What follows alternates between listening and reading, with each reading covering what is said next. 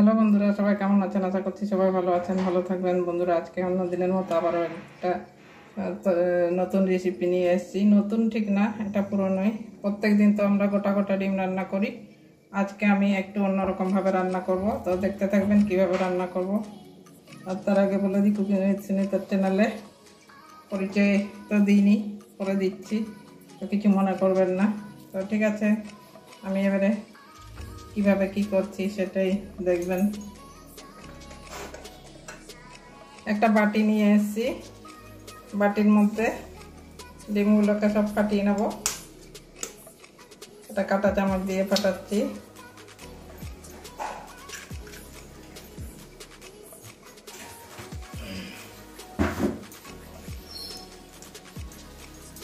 সবকটা ডিম,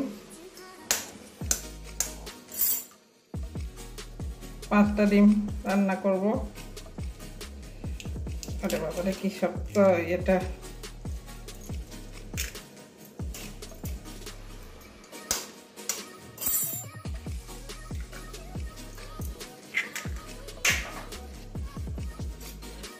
ডিমগুলো একটু বড় বড় সাইজের আছে, আর কুসুমগুলো সব হলুদ আছে।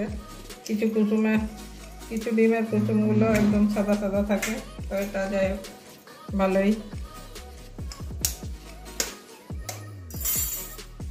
হলুদ আছে। 5টা ডিম আমার ফাটানো হয়ে গেছে।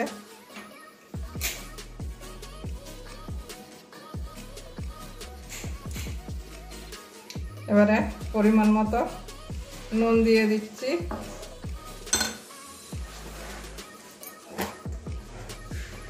গোটা জিরে দিয়ে দিচ্ছি।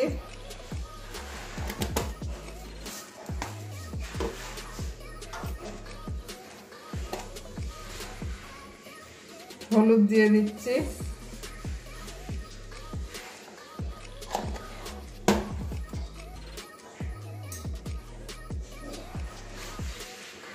কুচি কুচি করে কেটেছি ছোট ছোট করে। পেঁয়াজ কাঁচা লঙ্কা দিয়ে দেবো।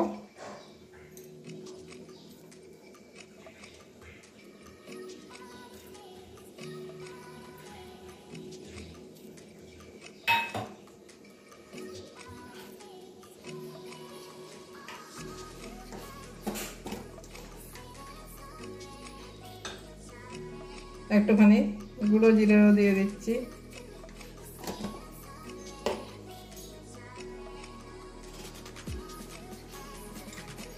গোলমরিচটা দিয়ে দেবো।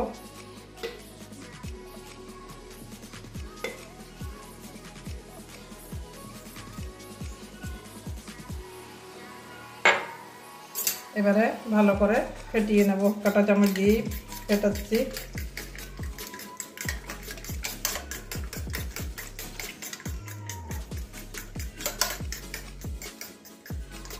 ভালো করে ফেটিয়ে নিতে হবে। হলুদ, জিরের গুঁড়ো সব যেন ডিমের সঙ্গে মিশে যায়, সেভাবে ফেটিয়ে নিতে হবে। বন্ধুরা, এখানে আরও দুটো জিনিস দিচ্ছি। এই যে ধনে গুঁড়ো দিয়ে দিচ্ছি, একটু বেশি করেই দিচ্ছি।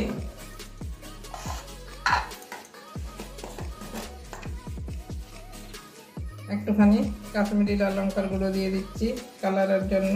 পরেও দেবো, রান্না করার সময়ও দেবো, এখন একটু দিয়ে দিলাম। ভালো করে ফেটিয়ে নেব।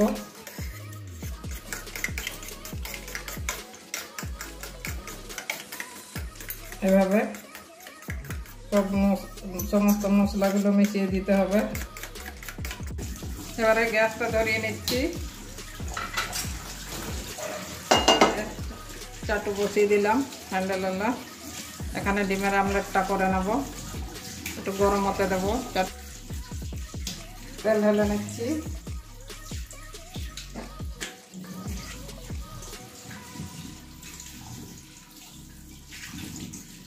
ব্রাশ দিয়ে তেলটা ছড়িয়ে দেবো।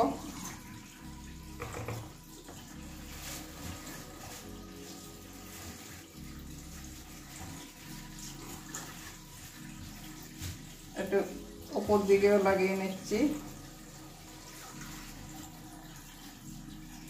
তেলটা দিয়ে দিয়েছি।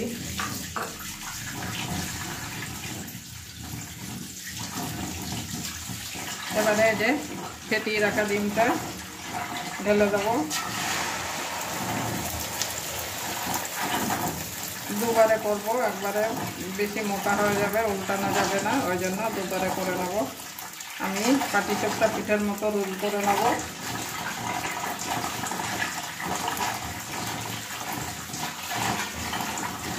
ঢাকা দিয়ে দিচ্ছি একটুখানি, তাহলে একটু টেনে যাবে তাড়াতাড়ি। এবারে ঢাকনাটা খুলবো।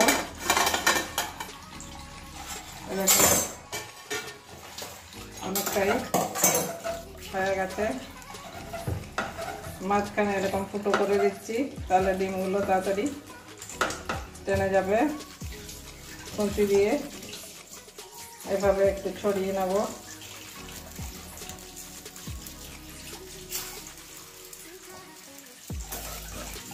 এবারে এইভাবে রোল করে নেব। একটু কাঁচা কাঁচা থাকতে এই রোলটা করতে হবে। আঁচটা বাড়ানো ছিল বন্ধুরা, একটু এইভাবে রোল করে নেব।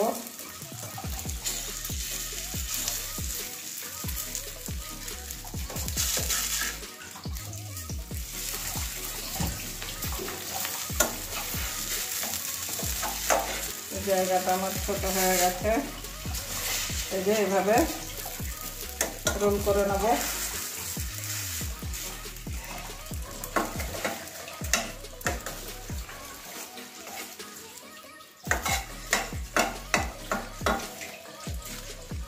দেখুন কি সুন্দর পাটিসাপটা পিঠের মতো এভাবে রোল করে নিলাম। কাঁচা কাঁচা অবস্থাতেই, কাঁচা কাঁচা থাকবে যখন, তখন এই রোলটা বানিয়ে নিতে হবে। এই দেখুন কি সুন্দর রোলটা হয়ে গেল।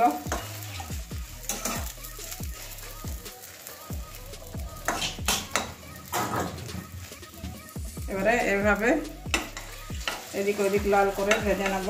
সাইডে দিয়ে চেপে চেপে দেবো।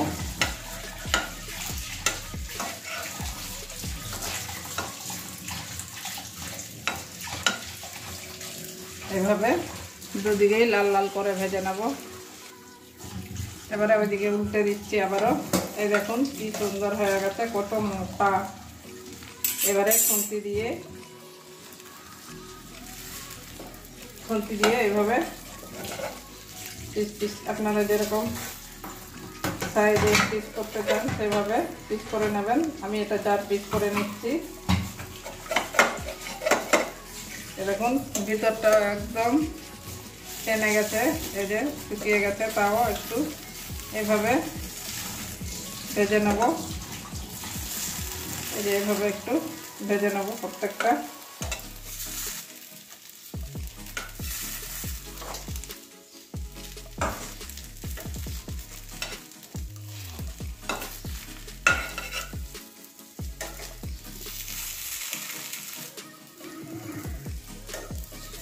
কোনো কাঁচা অংশ নেই, তাও একটুখানি ইয়ে করে নিচ্ছি। তো এবারে হয়ে গেছে আমার, তুলে নেব।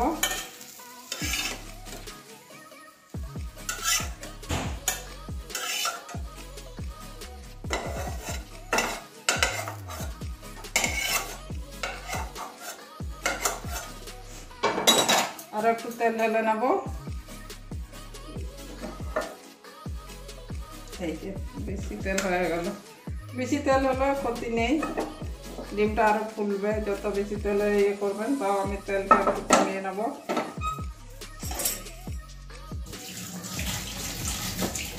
কমাবো না, ওই তেলেই ডিমটা আমলেট করে নেব।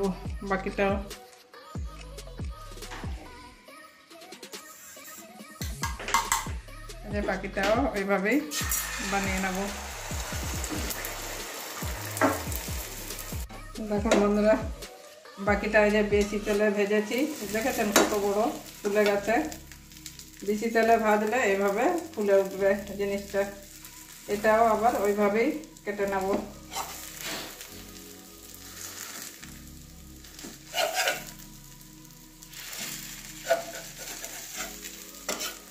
এইভাবে এটাও কেটে নেব। ওইভাবেই কেটে নিয়েছি, এটাও হয়ে গেছে।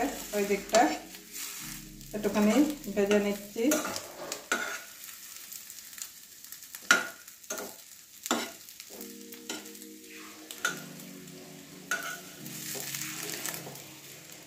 জাস্ট একটুখানি এদিকটা ইয়ে করে দিলেই সব সিল হয়ে যাবে।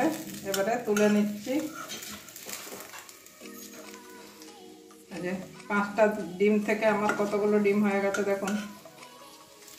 এইভাবে রান্না করবেন। যখন কেউ আসলো তখন হয়তো বাড়িতে ডিম কম আছে, তো কী করবেন, তখন এইভাবে তরকারি করে খাওয়াবেন। দেখতেও ভালো লাগবে। এক একজনের পাতে 2টো করে, আমরা 2টো করে হয়ে যাবে। 5 জনের খাওয়া আরামসে 2 পিস করে হয়ে যাবে। এরকম আমার এবারে ডিমের আমলেটটা হয়ে গেছে। আর একটু লাগিয়ে এবারে এটা নামিয়ে দিচ্ছি। কড়াইটা বসিয়ে দেবো। গ্যাসটা একদম লোতে আছে। কড়াইটা একটু গরম হতে দেবো।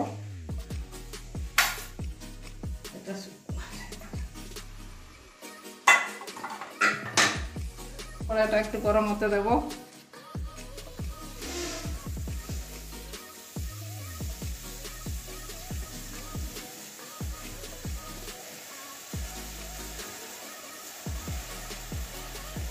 কড়াইটা গরম হয়ে গেছে। এবারে আবারও তেল ঢেলে নিচ্ছি।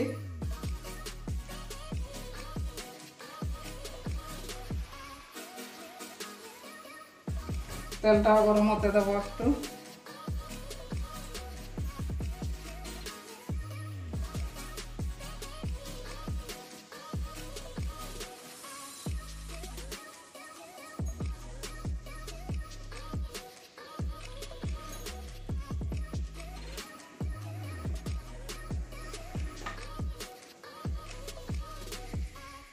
তেল গরম হয়ে গেছে। এবারে ফোড়নে গোটা জিরে দিয়ে দিচ্ছি। একটা তেজপাতা মাঝখানে জিরে দিয়েছি।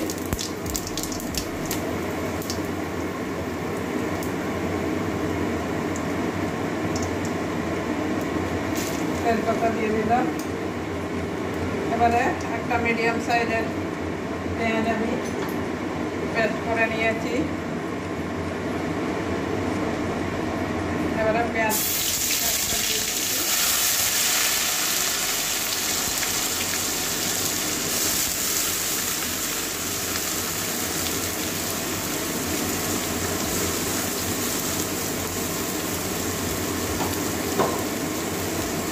পেঁয়াজটা ভালো করে ভেজে নেবো কাঁচা গন্ধ যাওয়া পর্যন্ত।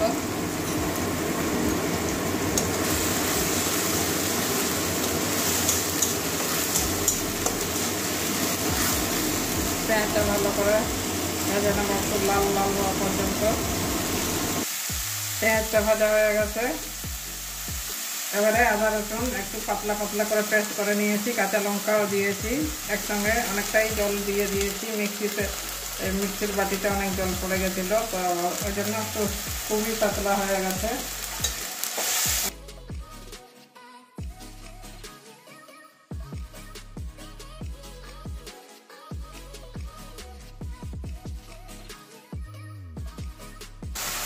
এবারে যে গোটা গরম মশলা দিয়ে দিচ্ছি। এটাও কষিয়ে নেব তেলের সঙ্গে ভালো করে। মশলার সঙ্গে কষিয়ে নিচ্ছি।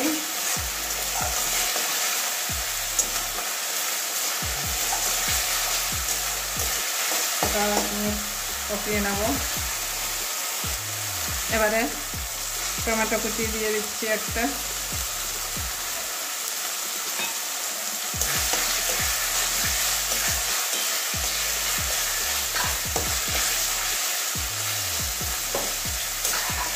এবারে বাকি মশলাগুলো সব দিয়ে দেবো।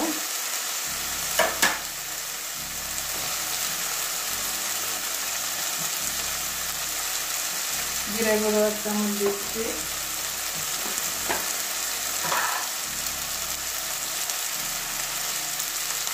ধনে গুঁড়ো 1 চামচ দিয়ে দিচ্ছি।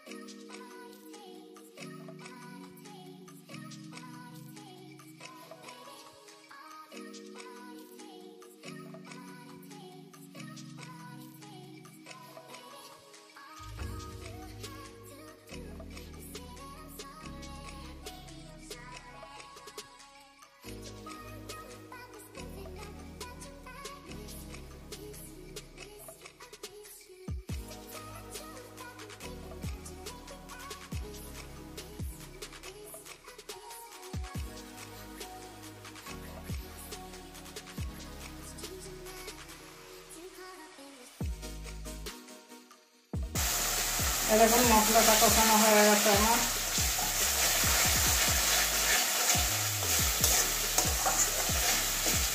মশলা থেকে তেল ছেড়ে দিয়েছে আর খুব সুন্দর গন্ধ বেরিয়েছে।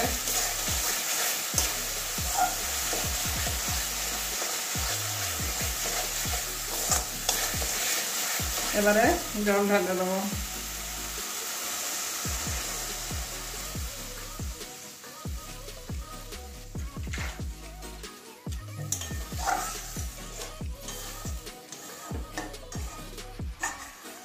নুনটা দেখে নেবো, যদি প্রয়োজন হয় তাহলে দেবো।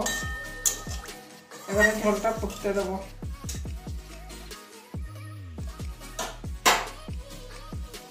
এবারে ঝোলটা ফুটে গেছে, এই যে ডিমগুলো সব দিয়ে দেবো।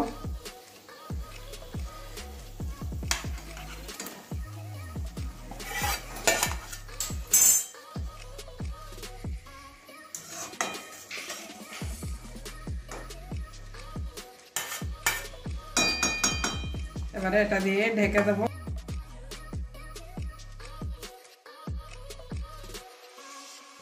এবারে ঢাকনাটা খুলে নেব। এই দেখুন কত বড় বড় ফুলে গেছে। ঢাকা দিয়ে হয়েছিল, কত বড় বড় ফুলে গেছে, ভেসে উঠেছে ঝোলের সঙ্গে। গন্ধটাও খুব সুন্দর বেরিয়েছে। এবারে ধনেপাতা কুচি দিয়ে দেবো।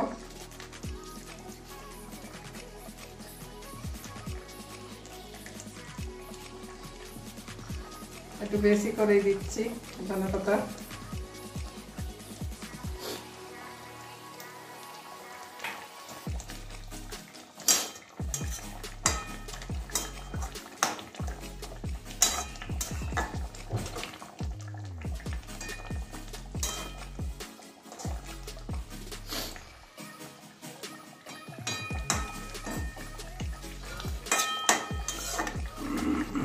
আবারও একটুখানি ঢেকে দেবো ধনে পাতাগুলো যাতে নরম হয়ে যায়। আবারও 1 মিনিট পরে চলে এসেছি ধনে পাতা দেওয়ার পর। দেখুন ধনে পাতাগুলো কি সুন্দর নরম হয়ে গেছে, আর কালারটাও একদম সবুজ কালার আছে। এবারে তরকারিটা নামিয়ে নেবো, একটা বাটির মধ্যে ঢেলে দেখাচ্ছি। দেখুন 5টা ডিমে আমার এতগুলো ডিমের আমলেট করে তরকারি করা হয়ে গেছে। আপনারা অবশ্যই একদিন বাড়িতে এইভাবে বানাবেন, দেখবেন অল্প ডিমে অনেকজনের খাওয়া হয়ে যাবে। তো বন্ধুরা আজকের জন্য এটুকুনই, আবার অন্য কোনো দিন অন্য রান্না নিয়ে আসবো। সবাই ভালো থাকবেন, টাটা।